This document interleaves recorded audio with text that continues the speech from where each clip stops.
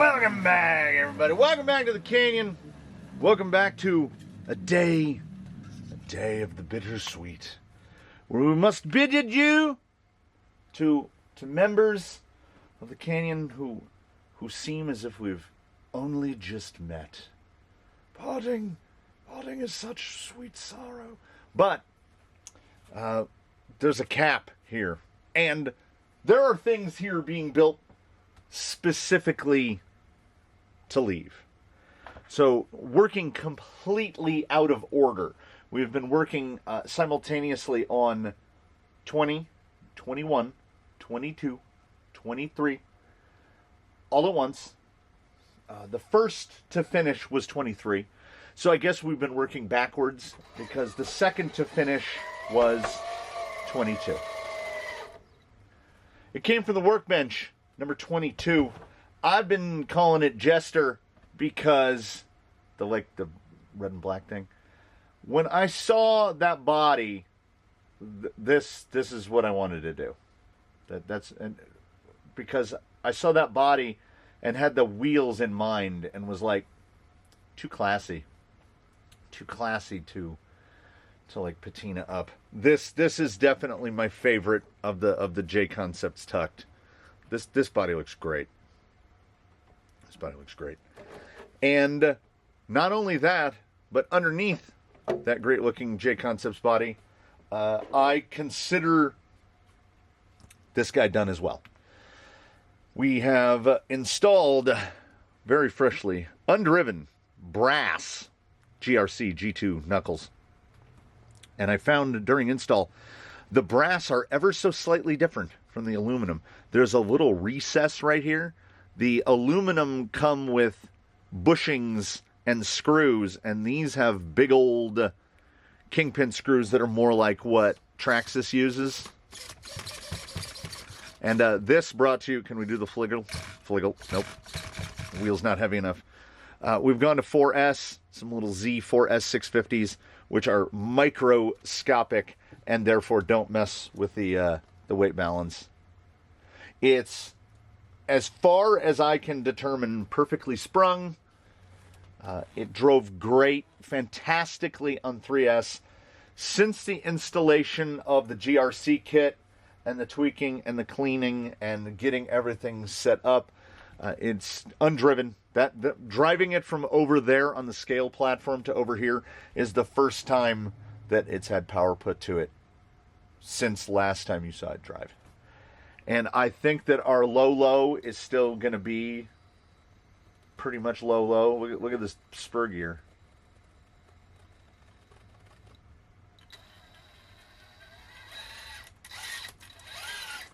Very, very, like, there's no real torque twist. It just kind of, it's got a little torque squat. Oh, also, yes, I should point this out. I would be remiss.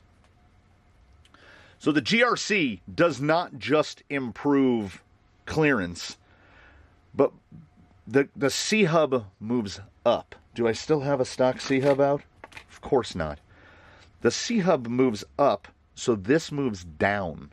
So when it's... Can we see right there? You can see, right? These are up above the line, and these are below. It actually... The ground clearance in the front improves dramatically. Like, there's much more ground clearance in the front now. There is a lot. But it doesn't really raise the vehicle somehow. The front lower links are now lower at the chassis and higher at the axle. So we're going to see. How does that impact the handling? So what we were going to do is we were going to drive this gent real soft. Like, he is not going to get a full-blown mash it up. We're going to take it out and we're going to wheel it around. I even went so far as to install on the trail wheels, they've got these covers. So 6 bolts. You have to take all 6 bolts out if you want to take a wheel off. No, I don't like that. And while 22 is going, we're going to have to get a big old shipping box because 23 is accompanying him. The Skeeter and the Jester are going together off to the place that I can't remember. Pacific Northwest, right? They were going off to Mr. 22. They were traveling together as they were built out of almost exclusively parts that he sent in. So I had said when I mentioned in the comments that I made last time, he's got first dibs, and he called dibs, and we're cool. Can I think of two more dissimilar rigs? Like, these are wildly unalike. So different. Tusks. Fusks. Not just Fusks, Beanie Fusks here. These are regular Canyon custom softs in the front, mediums in the back. These are softs in the back and beans in the front. Let me point where you can see it. Softs in the back, beans in the front. Built out of scrap parts. Purpose-built specifically.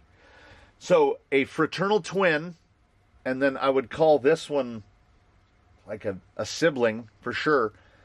They have a lot, like in here rests the gearbox that was in the frame rails that I disassembled to get the axles for this guy. So there's a lot of cross-contamination. And I'm trying to think, does this guy have any parts taken off of other rigs? I don't think he does. I think he's pretty fresh and clean. Skeeter, on the other hand, is Toothless's body and Rusty's shocks and whatever we could find to put here and place there. And they're both pretty great, and I think we'll put a battery in each one. Actually, they both have batteries in them already. And we'll take them out there and we'll do the farewell, the Bittersweet, the farewell wheel, and we'll drive them off into the sunset together. And I will make an effort not to bruise this up too much, as it has like one little scratch right here from the and then a couple little nicks here. Might be a little one on the front somewhere. I think it's right there.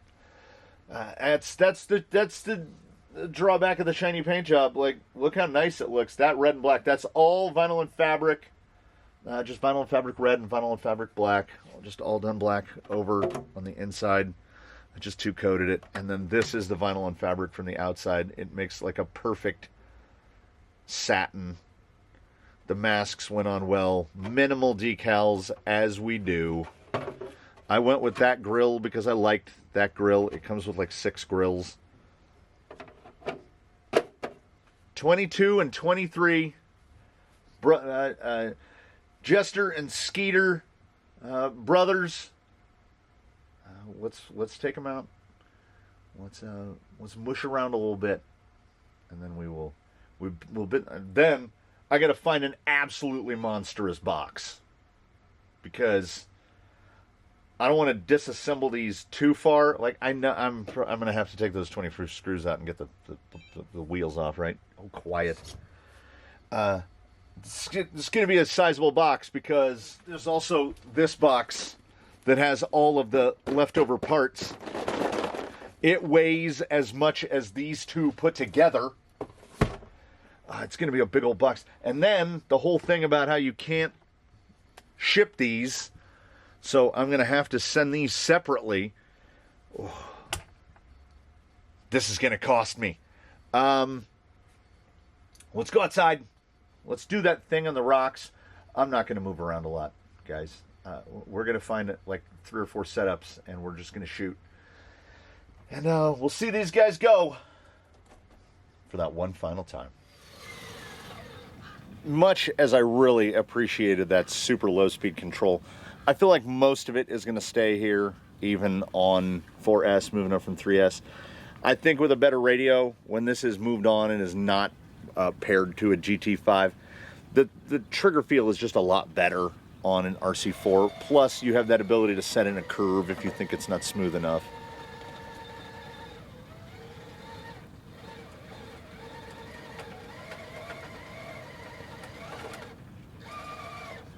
I see. A little bit of rub. I would personally go, like, I know people how they feel about like wheel fitment and track width and whatnot. These trials have built-in hubs in the back SLW, so you can't change the offset. I would run, like with a tucked body like this, I like a deep offset wheel. So I'd be running like some Injora Deeps or something. It's just a little too narrow for me. I think it looks okay. I would just prefer a little bit of width. The top of the tire at about 80% compression in the rear is kind of biting into the body. Kind of the opposite of this guy. I don't think I mentioned, I feel like I didn't mention when I was in there, I tried putting the Injora inners, the rubber inners, in with the beans to see how that would change, and they're not big enough. So the tumor tires are just what work the best.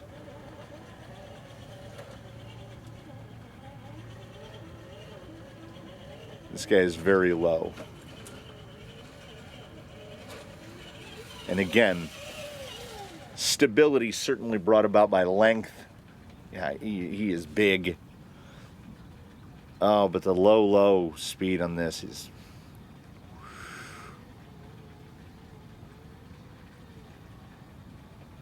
Yeah, were it me, I would like to see Jester a little bit wider.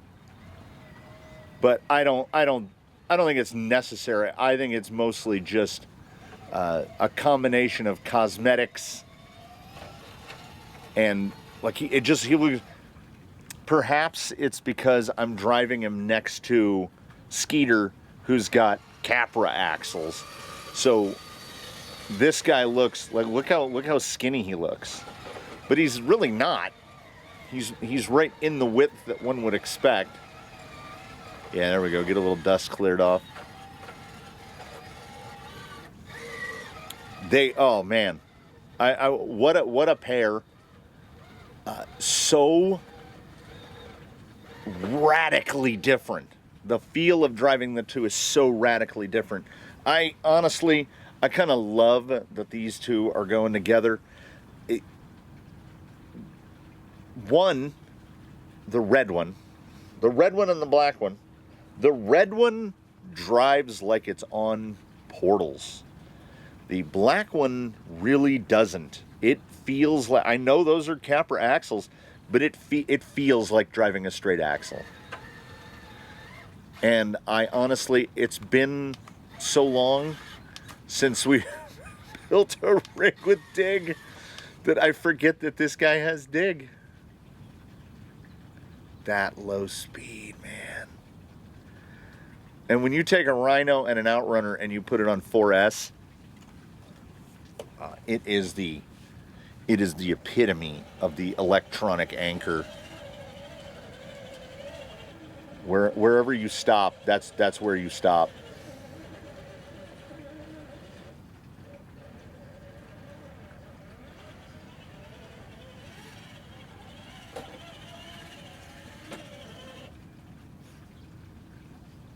You know what I did? You know what I've done?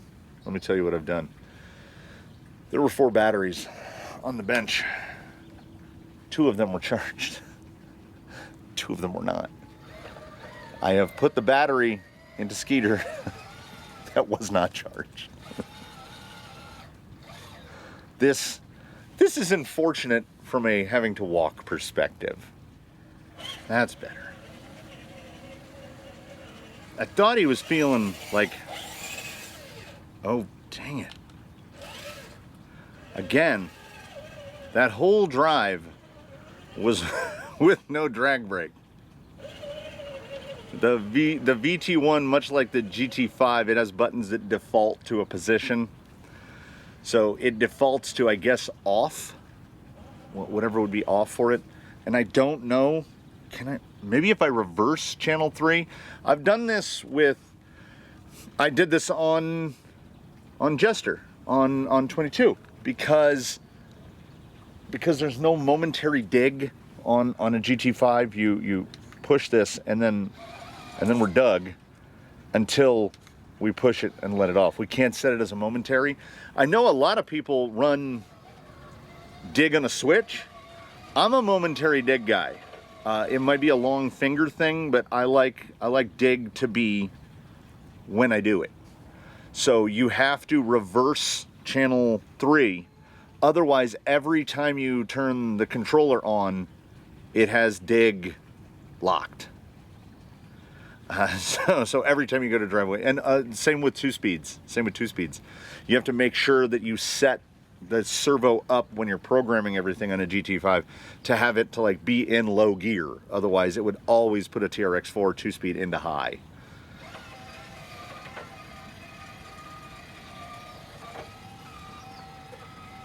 Yeah, this thing's great. Oh, it's just so, like, whether it's ascending, descending, whatever it's doing, it feels the same.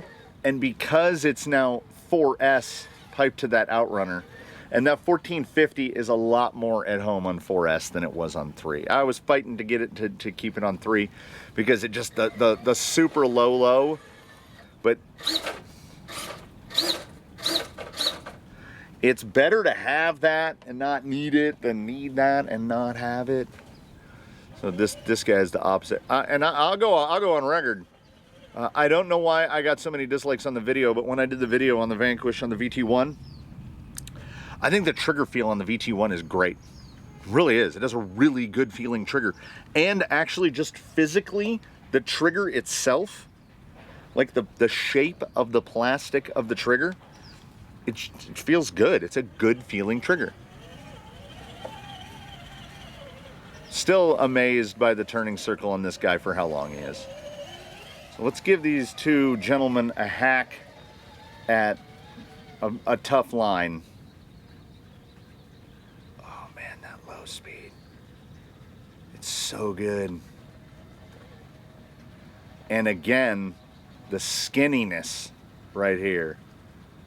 This is the reason you don't, and that ability right here, look at that front just drooping down, because honestly, that 14 millimeters they claim of increased clearance, I would say half of that is because the position of the knuckle, like the knuckle moves below the C-hub, right? The C-hub inserts into the inside of it. So the ground clearance is greater now because the pumpkin is actually higher up than it was before. It's not just now that the bottom of the C-hub doesn't go under the portal box anymore. It's that the portal box drops down, which is cool. It's more ground clearance all around. And that more ground clearance made that nearly effortless. And that width, maybe that width is perfect. We'll see. Let's come in with somebody that's much wider.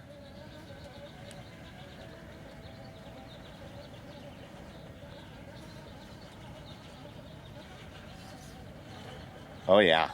Yeah. The pumpkin, you can't see it.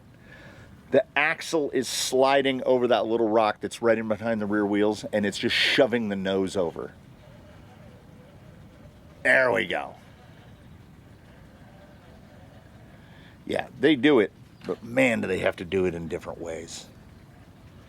Did I say aloud or in my head that we need to find another shady spot to sit in? Either way, we're going to do it. The weight differential between these two is not that great. Right around a pound. I haven't weighed Jester since the brass one on the front. So the weight differential might be a little greater. There's no added weight. All of the weight in Skeeter is front wheel BBs. That's his added weight. Oh, that would have been an idea. Ooh, here's something to attempt later on. A mix of airsoft BBs and copper BBs. Fill those gaps, add a little more weight, really fine tune the weight in there.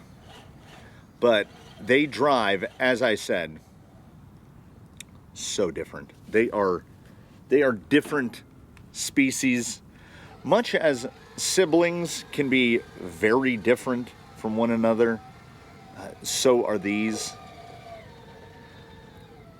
Number 22 feels so absolutely planted all the time.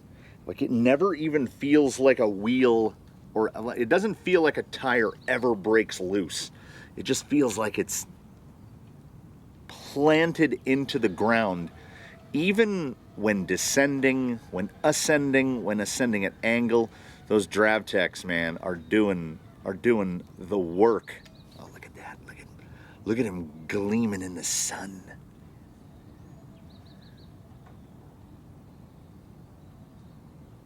Yeah, his descending ability is crazy. I believe I have planted him in a place that I am trying.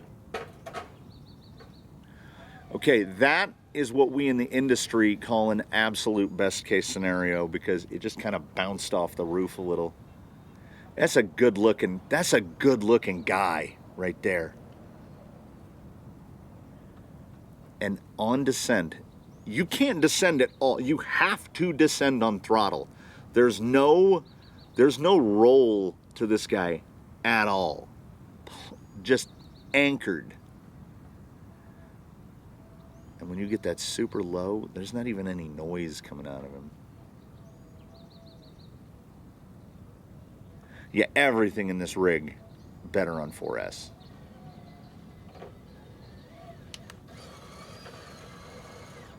Little drag there. I'm trying to think how many dig rigs are on Tusks. We got a couple. Little dig there. Bring it back around. Oh man, it's really nice. It makes me want to talk about other things, namely 21, the Flanco, sad little friend being stuck there with no overdrive or underdrive in him whatsoever. And as I say that, Skeeter has no underdrive or overdrive in him whatsoever. So I'm guessing that when I made that chassis, something about that chassis wants underdrive, overdrive. Because whatever is in the axles of those TRX4 axles, Mr. 22 mentioned that there's underdrive in the rear and overdrive in the front. So I'm guessing the option Traxxas gears or some, and that's around 18%, I think is what the final comes out to. Between 18 and 20%. It's perfect. It's absolutely perfect. I would not touch it.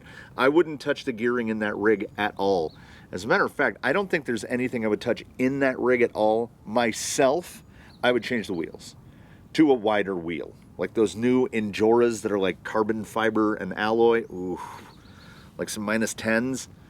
But I'm not saying it's not great to drive at the width that it is now. I like them wider. Yeah.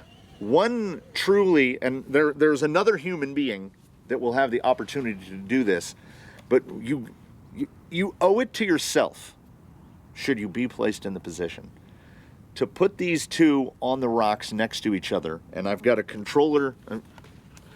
I've got one sitting on one leg and the other one in my hand, and I just switch them back and forth. And when you go back and forth between the two, there's a shared DNA, but oh my God, do they drive different. Everything about them is different.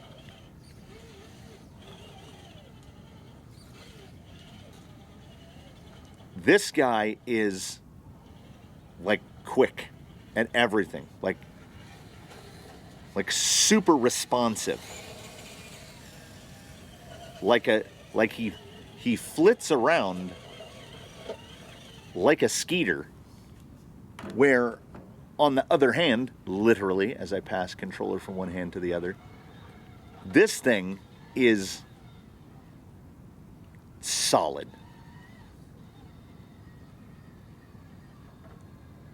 Wants that just ultra, and like nothing will touch the ground on the way down. It is so, I don't want to say planted again, but my goodness. and a pretty decent turning circle. Well, it's got dig, so it can have as tight of a turning circle as it wants, but plenty of forward drive. I'm honestly, right now, I'm trying to do kind of similar maneuvers with each rig and see if I'm feeling any difference in forward drive. Jester has the perfect amount of weight on the axle, perfect. And with that 650 in there, the chassis balance is perfect. I'm starting to come around to the idea of maybe don't touch it at all. Maybe those wheels are perfect. So let's see right here.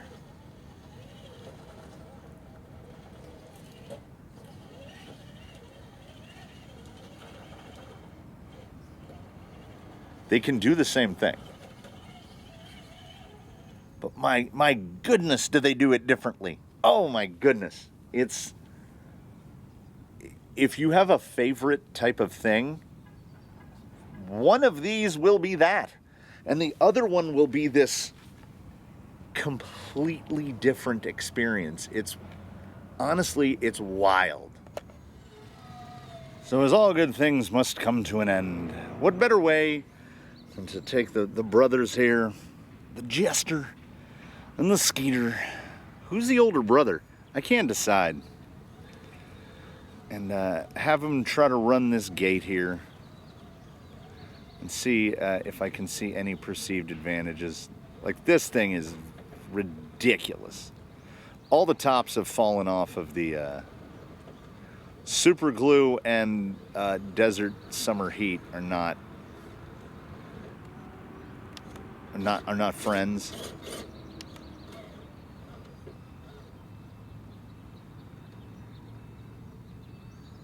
Yeah, this guy is the slow and low king.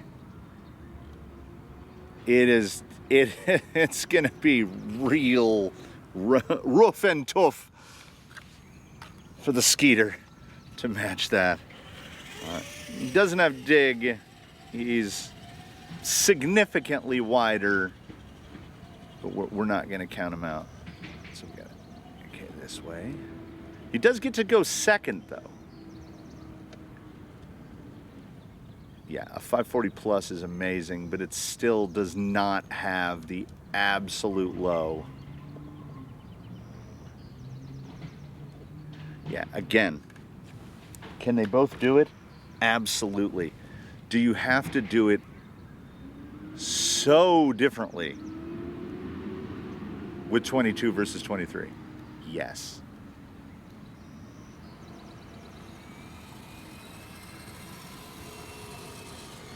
I have mastered, ladies and gentlemen, the ability to drive when I can't see anything.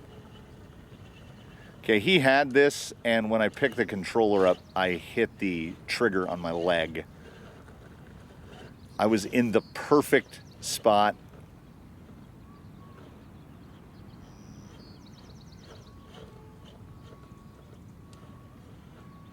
So different.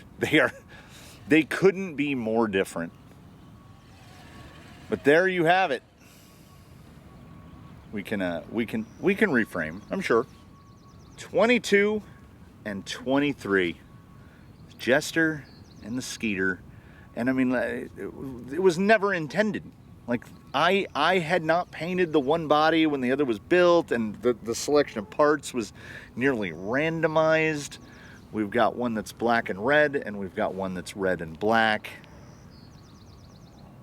It couldn't have worked out better, as far as I'm concerned. And I would like to also point out that through the entirety of this, we had a quick roll, kind of bopped it off the roof on Jester. I think Skeeter stayed wheels down. He had one little flipperoo maneuver on a descent, but we kept him pretty much rubber side down. Props to me, still shiny.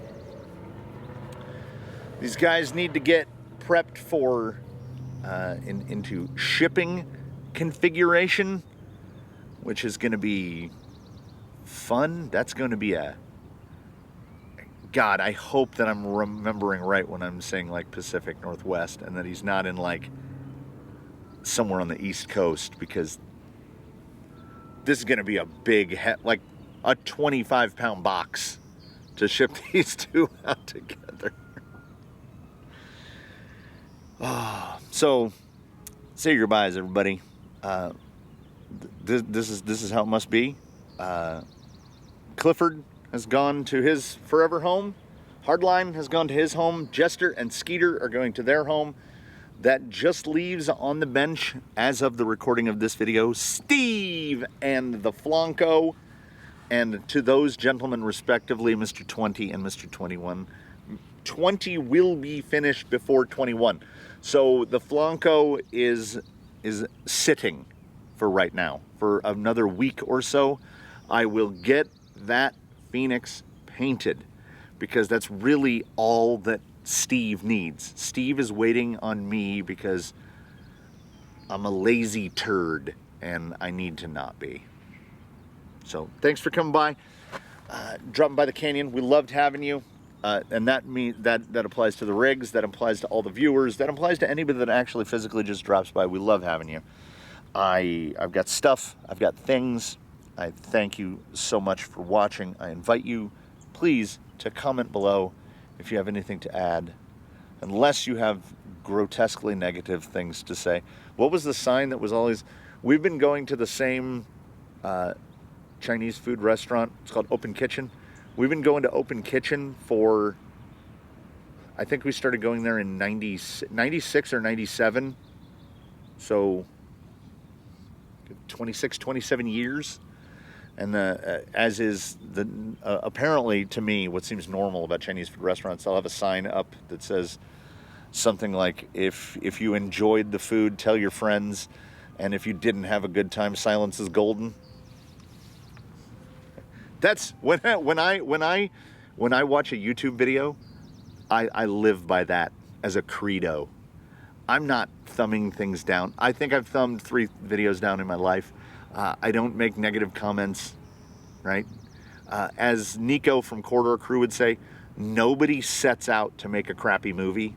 Sometimes it just ends up that way. I don't think anybody sets out to make a crappy YouTube video. It just ends up that way. I don't set out to make crappy rigs, and I'm hoping that I have succeeded so far in not making crappy rigs. I'm pretty pleased with how both of these came out, and I hope that you all out there in comment and dislike land feel the same. I will see you again very soon in whatever comes up next. I've got other stuff to do, you know. We will see you again.